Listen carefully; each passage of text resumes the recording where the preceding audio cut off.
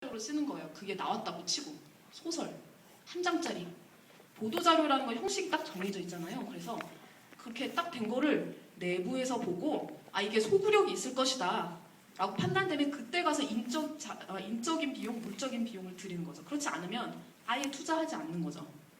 상당히 그 효과적인, 효율적인 방법이죠. 근데 게임 개발하는 진가 여기는 한술 더 떠요. 5단어로 쓰라는 거죠. 여러분이 진가에 다니는데 새로운 게임을 개발하고 싶으면 5단어짜리 슬로건을 써서 사람들이 많이 다니는 웨브사이트에 올려놔요. 그래서 클릭을 많이 받으면 수요가 있다고 생각하고 그때 개발을 고려하는 거죠. 자, 이런 비즈니스 픽션들이 사진 찍기 직전에 딱 넘겼어. 이런 비즈니스 픽션들이 어떻게 유용한가 한번 볼까요? 자, 일단 내가 요 장래에 이만큼의 장래에 어디 가 있어야 되는지 일단 정해주죠. 그뿐 아니라 내가 내년에 저기 가 있으려면 지금 뭐 하고 있어야 되겠구나. 3년 후에 여기 있으려면 이번 달에 이걸 하고 있어야지 다음 분기에 저게 가능하겠구나. 이렇게 일종의 역설계를 가능하게 해줘요. 그죠? 근데 더 중요한 게 뭐냐면요. 여러분 이거 나중에 한번 써보시면 아시겠지만 진짜 쪽팔려요. 혼자 앉아서 쓰면서 막 낄낄낄낄 거리는데 왜냐하면 써보면 아, 내가 이런 걸 밝히는 인간이었어? 라는 게 드러나요. 그러니까 회사로서도 일단 써보면 자기도 몰랐던 조직이건 개인이건 내부의 가치관이 드러나요. 난 매출을 사실 밝혀야 되는 입장인데 자꾸 해외 진출 이렇게 쓴다? 라든가 김연아를 모델로 영입 이렇게 쓴다라든가 자기도 몰랐던 그 조직의 아니면 개인의 가치관이 막 드러나게 되죠. 이게 그 비즈니스면도 마찬가지고 개인의 레벨에서 이걸 써봤을 때도 마찬가지입니다. 그래서 제가 대학교 때부터 엄친딸이라고 하시긴 하지만 대학교 때부터 즐겨서 써온 방법은 3년 후에 내 가상의 프로파일을 써보는 거예요. 프로필이라고 하나? 그래서 이를테면 제가 책을 써서 저자 바이오가 나왔다든가 이분은 저 아니고요. 아니면 3년 후에 저에 대한 기사가 나왔어. 그래서 3인칭으로 이 사람은 뭐 하는 사람이고 뭐로 유명하고 어디서 뭐를 거쳐서 이걸 했고 이런 성취가 있고 어쩌고저쩌고 이렇게 쓰는 거죠. 뭐 어디서 살고 있고 이런 것까지.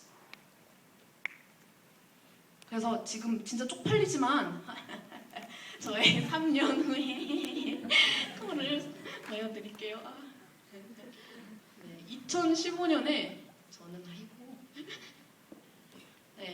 저는 소셜 투자를 하는 스타트업에서 창업자 겸 나를 위한 제품을 만드는, 즉 내가 첫 커스터머에서 디자인을 맡고 싶다.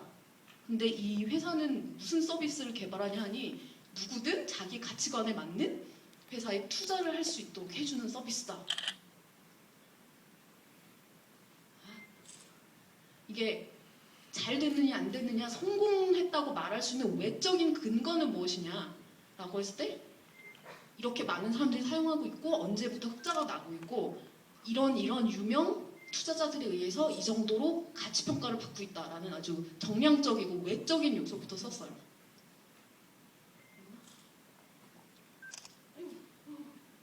같이 하고 있군요. 네. 제가 하는 서비스는 유력 매체, 포브스 같은 저런 유력 매체에 따르면 젊은 세대들에게 투자라는 거를 가치관의 일부로 정립하게 만들어 주었다라는 평을 받고 싶어요. 그리고 이런 거를 제가 한다는 게 아주 자연스러운 것인 게 왜냐하면 저는 이런 가치관을 가진 인간이거든요. 그렇기 때문에 그냥 딱 떨어지는 PR용, 언론용 보도자료에 맞는 스토리가 딱 나오는 거예요. 그래서 이거를 기사 형식으로 썼다고 쳤을 때 저는 나름 쪽팔리니까 12월이라고 썼어요. 2015년 12월에 이런 기사가 나왔으면 좋겠다라고 이렇게 기사 형식으로 한번 쭉 써본 거죠. 자, 여러분 아까 노병 마술사님께서 하루 정도 이제 자기의 그 여가 시간에 대해서 생각을 해보라고 하셨는데 여러분 오늘은 1시간 사실 이거 조금 시간 걸려요. 30분은 넘게 걸려요. 해보시면 이건 형식은 뭐여든 상관없어요. 여러분들이 직접 좀 해보세요. 이걸 해보시면 이제 배드 뉴스 되게 어려워요. 제가 대학생들을 상대로 워크숍 3번 해봤어요. 서울대, 연대, 다음 세대 재단. 그런데 막 이렇게 해서 역할, 대학원생, 프로젝트, 연구 너무 수동적이고 너무 추상적이고 너무 빈티나요. 죄송하지만. 그래서 왜냐하면 이게 흥미롭고 구체적인 목표를 세울 수 있는 것 자체도 아무나 할 수 있는 게 아닌 거예요. 흥미롭고 구체적인 목표, 즉 실제로 그렇게 새로운 남들이 생각하지 못한 아니면 나한테 중요한 보편성이 있는 그런 목표를 세우려면 그러면서 구체적일 수 있으려면 어떤 방법이 있냐면 여러분 별 수 없어요. 꼼수란 없고 이렇게 흥미롭고 구체적인 방식으로 사고하는 방법부터 배우셔야 됩니다. 자, 그럼 연습을 해보겠습니다. 제가 이렇게 뜬금없는 질문을 드릴게요. 여러분 해외여행할 때 어떤 점이 힘드세요?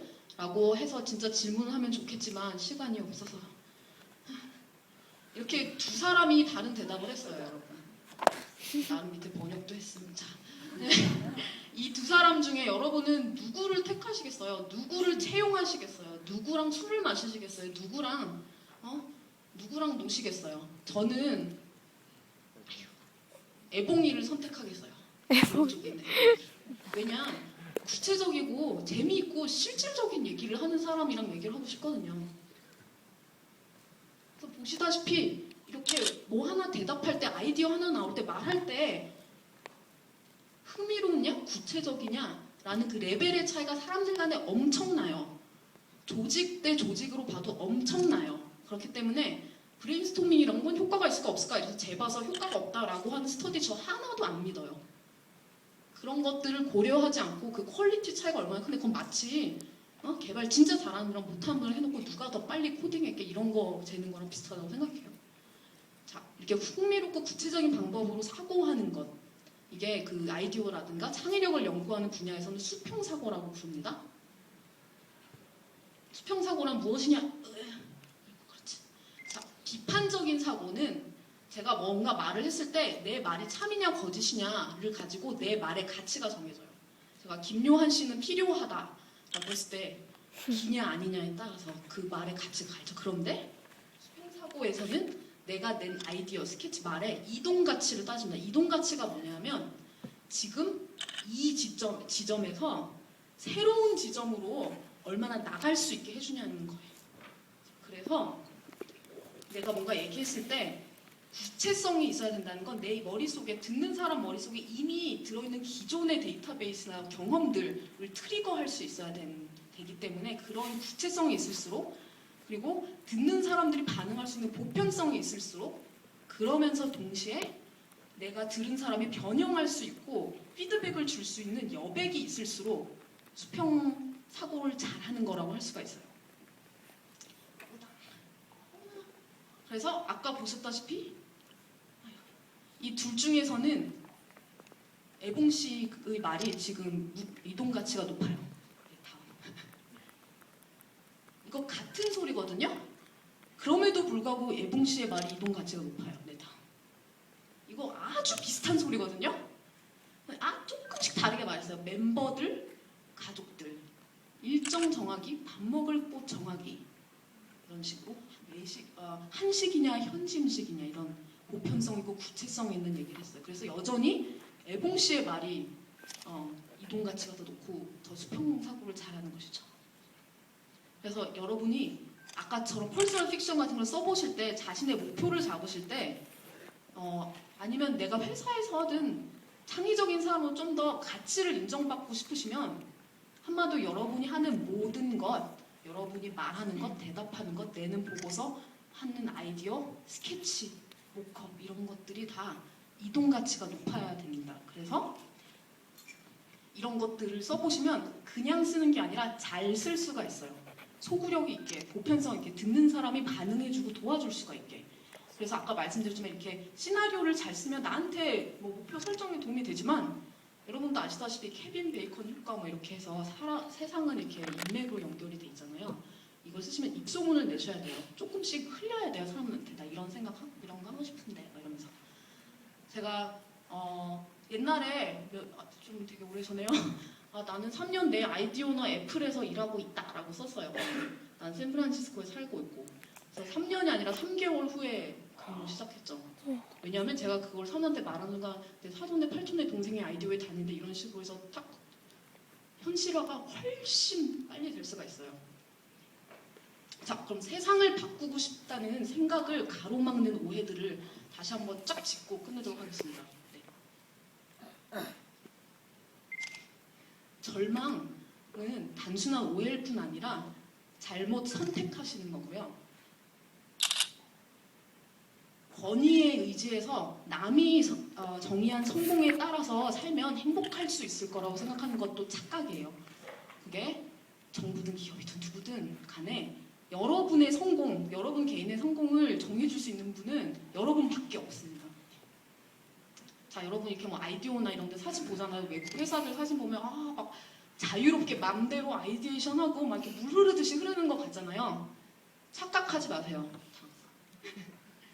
이 개개인들이 아이디에이션도 잘하고 창의력도 있고 성격도 좋으면서 건강까지 좋도록 똑똑하게 훈련하고 있는 결과를 보고 계신 거고요.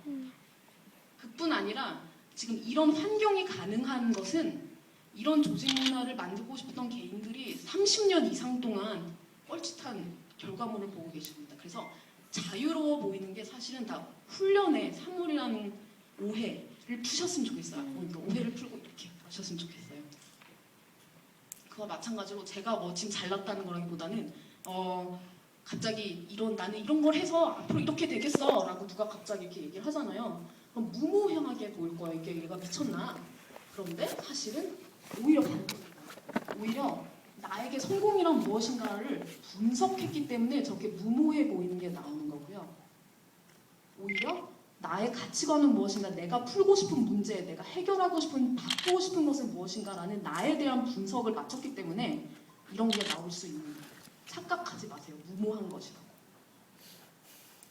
그래서 마찬가지로 종합하자면 어디 유명인 매체에 나오는 사람들 이런 거 했어, 이렇게 성공했어 라고 나오는 사람들 마치 운명의 여신이 다니면서 성공의 여신 이렇게 막 떨고 다니는 것 같잖아요. 근데 착각하지 마십시오. 이거는 이 사람들이 개인적으로 선택한 거예요. 이런 삶의 방식을 선택한 거예요.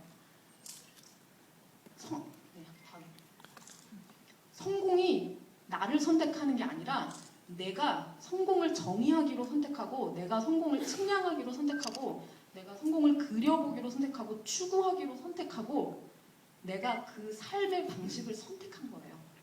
그리고 이 선택은 남이 해줄 수 없고 여러분만이, 나만이 할 수가 있는 선택입니다. 아주 개인적인 결정이에요. 자, 그래서 밥 먹어야 되니까 이제 오해를 다 푸시고 빨리빨리 결정을 했으면 좋겠어요. 여러분이 세상을 바꾸고 싶어 하신다고 저는 생각하는데, 저는 세상을 바꾸고 싶고요. 그러기 위해서는 일단 성공을 정의할 것, 내 성공은 어떻게 생겨먹었나 그려보실 것, 그리고 흥미롭고 굳이 잘 그려보는 훈련, 잘 생각하는 훈련을 부단하게 하실 것. 이거는 삶의 방식을 제가 선택하게 된 거라고 다시 말씀드리고, 제가 지난 2달 동안 한 9kg 정도 체중을 뺐어요. 근데 저는 처음에 그냥 먹는 메뉴만 바꾸면 되는 줄 알았어요. 그냥 식단만 바꾸는 건 줄 알았는데, 그걸 바꾸니까 먹는 시간, 먹는 양, 내가 그로서리 하는 거, 도시락 싸는 거, 자는 시간, 운동하는 시간, 일하는 시간, 모든 게 바뀌었어요. 그게 삶의 방식이 완전히 바뀌어버렸어요. 이것도 마찬가지예요. 여러분이 하시는 일을 아주 사적인 관점에서 바라보고 이런 사고방식의 근거에서 그 기준으로 계속 행동을 하게 되는 그런 삶의 방식의 변화입니다. 사적이라고 하는 건 무슨 뜻이냐면 내 삶, 내 성공을 주체로 놓고 정부, 기업, 저리 가. 그리고 내가 하고 있는 모든 것, 지금 학교 연구실, 지금 우리 팀 모든 어사이먼트들 이런 것들을 지극히 사적인 관점에서 바라보고 이 하나하나 내가 어떻게 반응하느냐, 여기서 다음으로 어떻게 가냐를 내 개인적인 삶의 결정으로 보시기를 추천을 드려요. 그래서 저희 회사의 입니다. 그래서 그러면 이게 끝이에요. 와, 점심시간입니다. 네, 고생 많으셨습니다. 네. 네.